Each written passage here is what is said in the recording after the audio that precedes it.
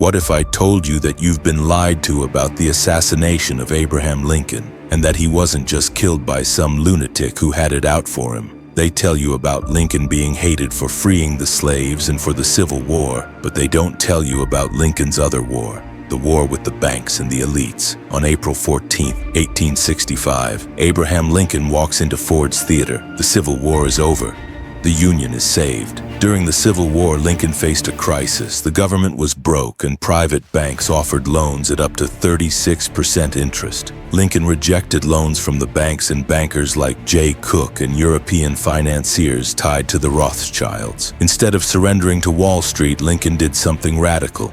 He authorized the Treasury to print greenbacks, debt-free currency backed by the full faith of the United States. And that wouldn't lead to crippling debt slavery from private banks and corporations. No gold, no silver, no central bank, just sovereign money. This move enraged powerful banking interests, both in Europe and at home. The Rothschilds, London financiers, and New York elites saw their grip on American finance slipping. Lincoln's vision?